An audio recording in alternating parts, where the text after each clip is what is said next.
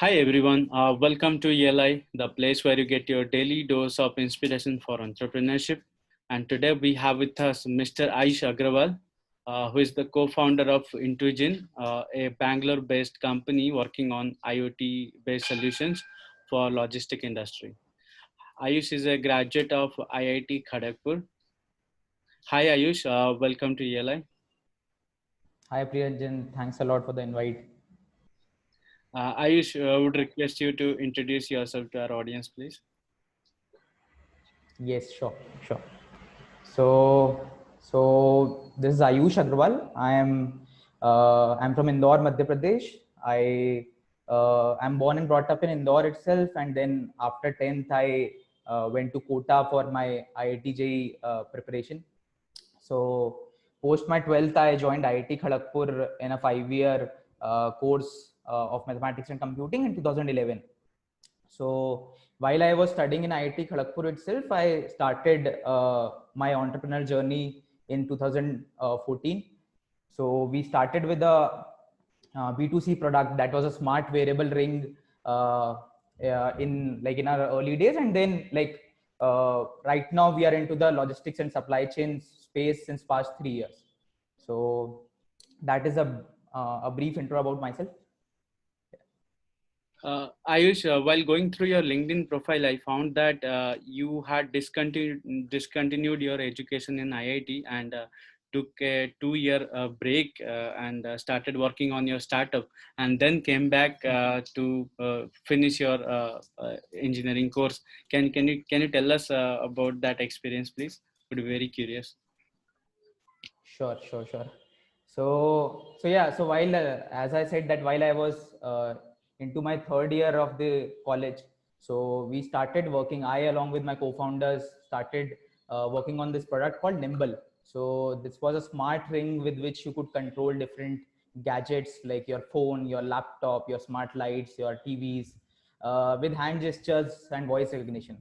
So so we were working on that product in Kharagpur itself, and then we worked on that product while in campus for an year or so. But so there were a couple of challenges which were involved while we were in the campus. And so first of all, so basically, if you have to, like, coming to the manufacturing side, so Kharagpur as such was a remote place, so making and commercializing anything from there was becoming difficult.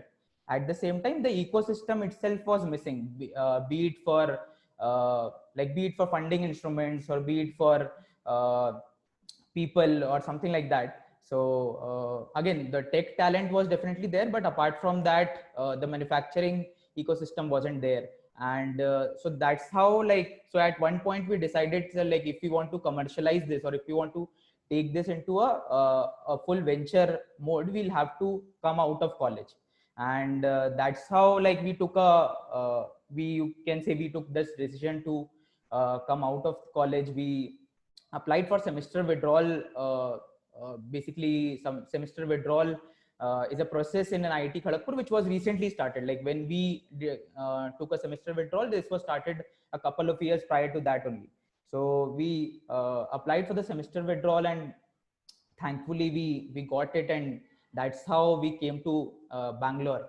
And initially it was something like a 1 year withdrawal, like 1 year break, and then uh, it it went on for 2 years, and somehow, like, I completed, like, I went back and could complete my degree. But my co-founder Harshit, so he left his degree completely.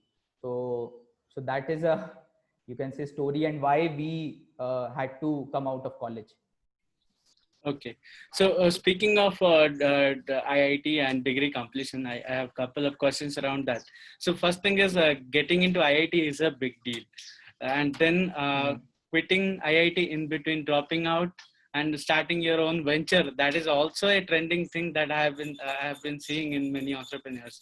So would like to know how necessary or how crucial is it for just anyone to complete a graduation degree, especially those ones who are getting into IIT?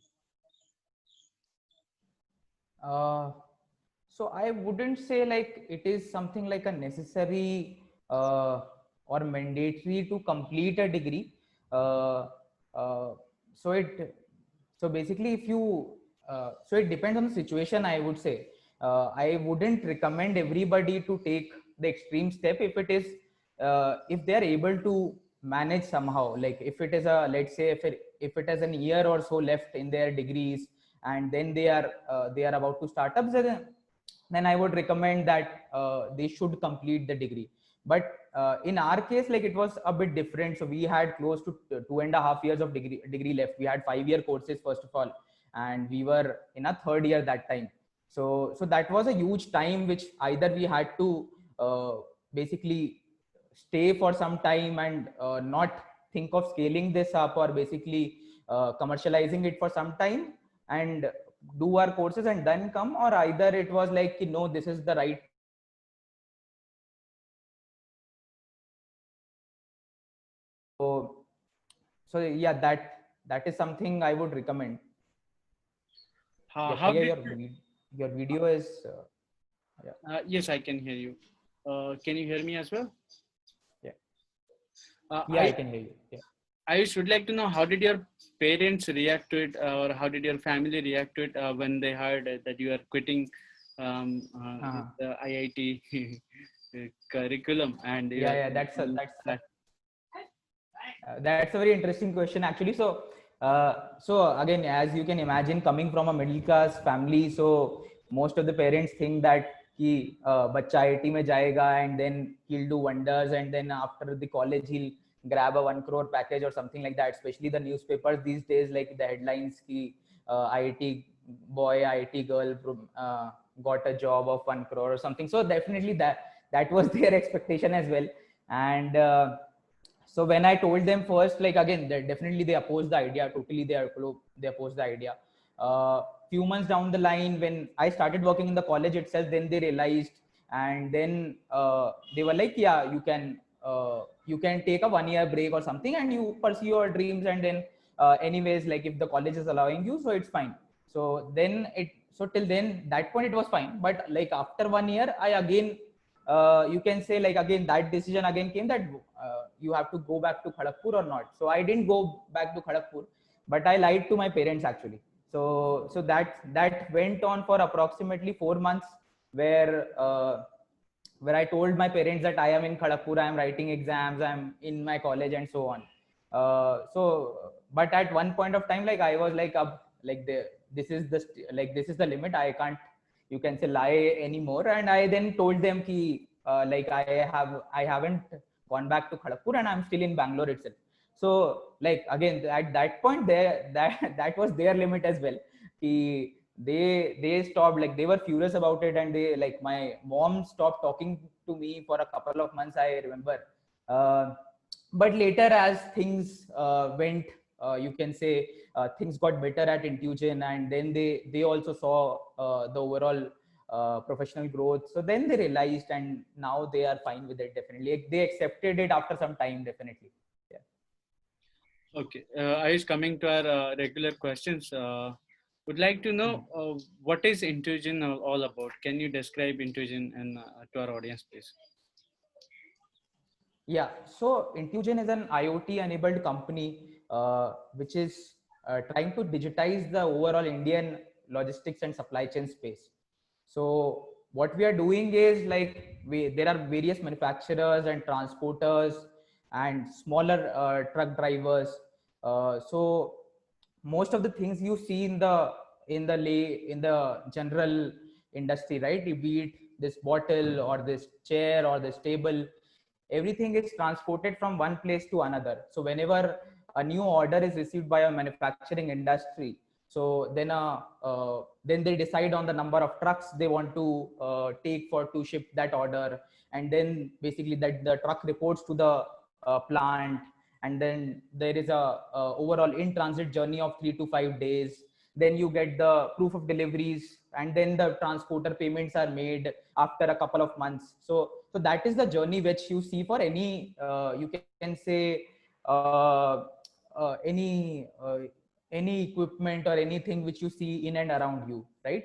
So there are a lot of processes involved, and most of these processes are either done in like the data collection of these processes are done in either a manual way or in a traditional way. so what Intuigen does is to basically give the various stakeholders a platform at which all these things or all these processes could be captured in a digitized way, and then basically based on the collection of the data, then we find the various gaps in the overall processes. Where are they actually taking more time? Where are the overall like where are they losing the money? Maybe whatever standards they had to set is something they are exceeding those standards, or they are you can say they are not going up to those standards. And that's where then we basically analyze the data and tell them that these are the gaps you have and these are the things which you have to solve. So as of now, there is no data as such, and there is no instruments with which you can calculate or basically consume that data. So first we are enabling the companies to gather data, to gather visibility around the data, and then optimize and analyze it further. So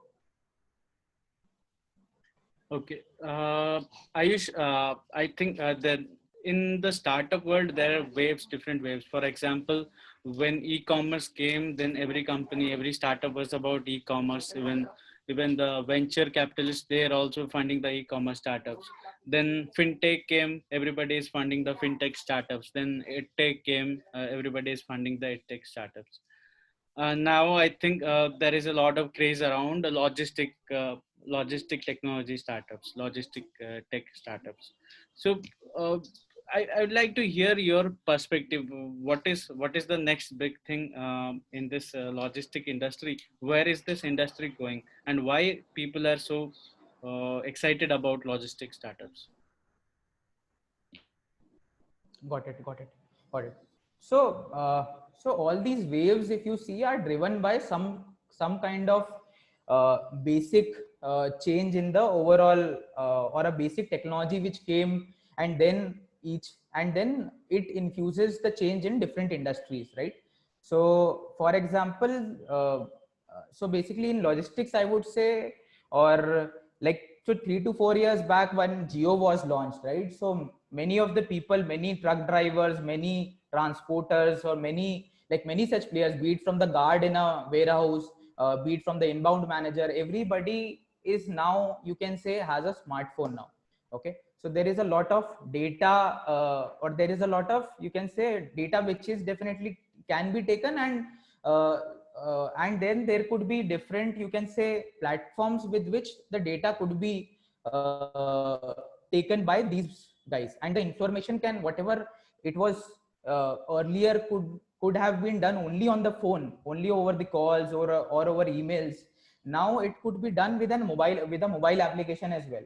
Okay, so that is the main, I would say, main, you can say, the wave which you see as of now, logistics tech, or like bringing digitization into the logistics. That is where I believe the overall logistics industry is evolving to, where more and more stakeholders in the logistics ecosystem are now basically having that internet access, and then companies like us are able to, you can say, create those platforms or applications where these people could capture data, and then finally, like, we could uh, analyze it and optimize it accordingly. Yeah.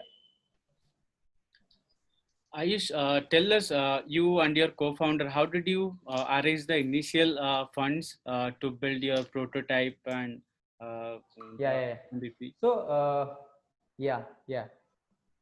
Okay, so basically, so in again, we were in college that time. Okay, we were second year, third year, fourth year guys. We didn't have any previous experience or any previous jobs with which, like, so there were no savings as such, I would say. Okay, so definitely that was a, you can say, challenge in a way, but at the same time we had a fortunately we had a very cool technology. At the same time, IITs in a way had platforms such as various competitions, various business competitions, various entrepreneurship competitions, where we used to participate. And so from there, like, you can say, the initial first year of the journey was fueled by that particular amount, where we went to the competitions, we won some competitions. Based on that, we got some money. And that's how the initial, you can say, one and a half years growth, one and a half years capital was arranged. And definitely there was some kind of help from the family as well. So it was not something like it was completely from there, but there was some kind of support from the family, especially from my co-founders family. They were a bit supportive, I would say. Okay. Once you have got some traction, then you'd have gone for external funding as well. So can you tell our users how that process looks like for a typical startup or founders? Yes. So as you grow in the industry, right? So as you are in the industry, you'll have that network. You'll build that network in over the years or over months, I would say. So definitely different stages of funding are done by different kind of people, I would say. So a person who is funding you in the starting first 2 years will be completely different from a person or the organization who is funding you in the later stages of your journey. So definitely, but at each stage so it's the network you build in the overall journey is something which will help you basically connect to the right guys, and then the basically the general process follows that you pitch to them, you understand what exactly they are thinking, you gather feedback from the market, and then you pitch to other guys. And somehow, like, if the vision matches, if somebody understands the vision, and if somebody understands what you are trying to build, they will eventually fund you. So that is how that's where the overall Kharagpur versus Bangalore ecosystem plays into the picture, right? So you might not be able to meet as many guys sitting in Kharagpur versus when you are in Bangalore. So you would definitely meet more and more people. You will go more into the network, and then you will eventually find one thing leads to another thing leads to another, something like that. Okay. Typically, what I hear is when you approach for funding, you get 99 rejections before getting a solid lead. Can you tell us how many rejections you have faced? So again, like, as you said, that it is similar for most of the people, I guess, especially when you are starting as a fresh or as a first time entrepreneur. So then, like, similar to what you said, like, definitely we also pitch to many, like, many people. First of all, like, it also depends on the space you are in. When we were into the industry, it was a core hardware or core IoT business. So definitely, like, not many people had, first of all, experience in the IoT industry as such, as it was believed that all of these things are done in China as such, and mostly India is an importer in hardware startups. So there were relatively less hardware startups as well. So definitely we got a lot of, you can say, rejections at first, and then only somehow it matched to the final investors or the first set of investors, and then they funded us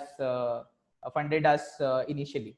So typically, like, I guess we must have got 50 to 60 rejections at least before getting the first set of investors. Did you pivot your model to raise investments? No. So we didn't pivot to raise investments, I would say.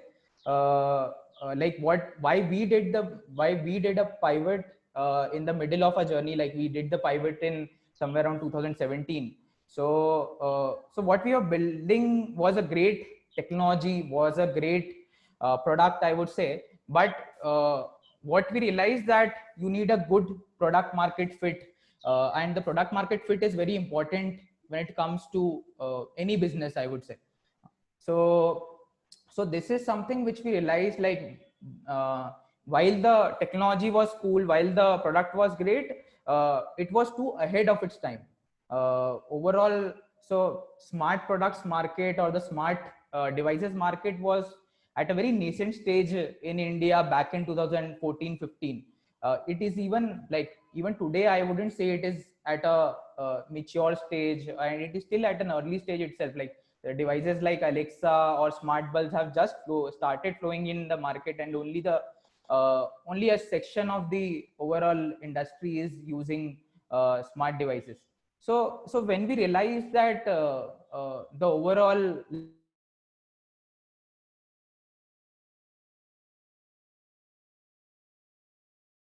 a we had a good hardware team, so we realized that what can we do with our expertise in the B2B market, and that's how somehow we landed in the logistics industry. Okay, so what would be your thought on this statement? Investors tend to fund the uh, trending businesses or trending startups. For example, right now they're funding a lot of edtech companies. What is your thought on this statement? Is it true? Mm-hmm. Uh, so definitely, I wouldn't deny that fact that if something is proven, then the others will definitely follow. So, and why not? I would say because like at the end, everybody wants to make money. I would say, or increase the overall whatever investments they make. They should this should convert into some kind of a 3x or 5x or a 10x, whatever the amount. So definitely if something is if something is like many people accept that this is something which is going in a right direction, every other people will definitely tend to follow. So even like I'm assuming you might be making some investments, right? So you might be seeing where is the market going, which are the companies which are doing good, or which like you might select that acha, these two companies are doing good, so maybe I can invest in their competitors who are just maybe either at a stage which is looking that after some time this will grow at certain percentage or something like that, and then you'll invest in that market. So definitely I wouldn't say that it is not true that if somebody sees that there is an opportunity and there has been a, you can say, a proven fact that a couple of companies have grown, so they would invest in that particular market. Okay. Ayush, tell us, how did you find your co-founders, or how did your co-founders find you? Okay. So, so again, as I said that we started in college itself. So my co-founder Harshit is someone whom I know from Kota itself. So he was there with me in like Bansal classes, Kota. And then like again, I knew he was in like we were both in Kharagpur as well, in the same hostel itself. So when I so he was the one who started Nimble, who started working on the product, the wearable ring, I would say. So and when I got to know that he's also looking for somebody to handle the business side of things, then I came on board. And then Mrinal is Harshit's classmate from school. So he has done his BCom from SRCC, Sridham College of Commerce. Okay. Okay. Uh, would like to know what is your vision with Intuigen, where you want to take it? So I would say there are a lot of gaps in the overall industry, be it again logistics or supply chain, where uh, because of like things are being done in a traditional way or are not in a segregated platform. We are like everybody in the ecosystem is paying a higher price of it, be it manufacturers, be it transporters, be it us as consumers as well, because at the end like the money which is wasted somewhere is like some everybody is paying some bits of it throughout the ecosystem. So the vision around Intuigen is to, based on the technology, based on the IoT technologies, based on the software technologies, uh, these things could be standardized, these things could be done in an efficient way, so that the overall costs, either the bottom line of the manufacturers are either reduced, or the revenues of transporters are increased. So that is the, you can say, vision of the company and the vision of Intugen, that with the help of technology, how many lives can be like how many lives and how much money can be saved for different stakeholders in the system. Okay. Ayush, what we have seen is when a new industry or a new service or product category arises, along the way, I think initially there are multiple ventures working on a same domain. Then eventually, as the industry evolves, uh, acquisitions and mergers happen, and finally there are 3, 4, or 5 players in the market. And I see a similar trend in the logistic tech startup space. I think there are many companies such as Let's Transport, Locus, Loginext, and Chipsy, and Intuition. I think all of them are working into the same space with a little variation in their technology, but end goal they are achieving the same thing. So where do you think this industry is going in terms of the business consolidation and all? Or do you think so many players will continue to exist and more players are going to come up, or it will be consolidated just like it is happening in the tech space? Byju's is buying multiple companies, same with Unacademy. So how do you think this will go forward? Got it. Hello. Yes, Hello. yes, please go on. Yeah, yeah, yeah. So, so yeah, to answer your question, so the overall logistics tech, so there are two types of companies, right? So one is who are providing the trucks, or who are on the more of operation side of it. So companies like Blackbuck, TVgo, Let's Transport, as you mentioned, Porter. So, and then there are companies who are providing technology in the overall ecosystem. Okay, so companies like, let's say, Locus or Loginext or us, we do not we do not offer trucks to the any stakeholder, be it manufacturer or be it bigger 3PL companies.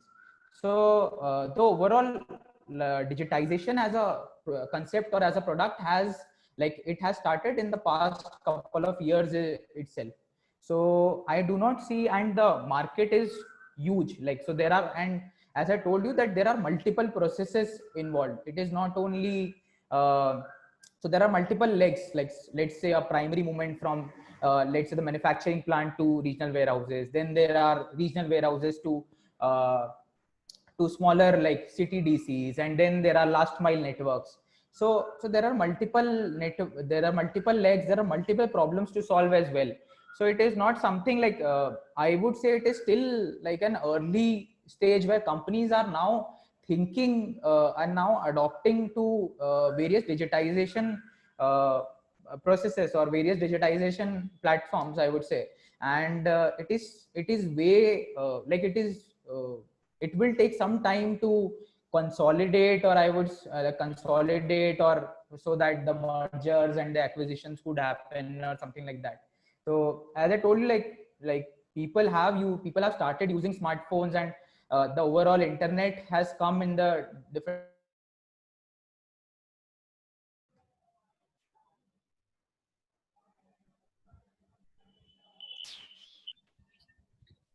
Hi Ayush, can you hear me? Hello. Yeah, I can hear you, but the video is not.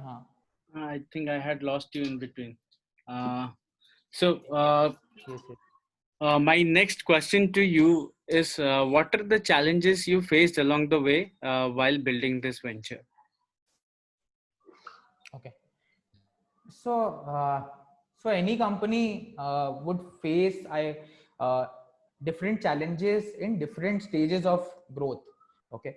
So when you start as a company, so you will find that to build that MVP as a challenge.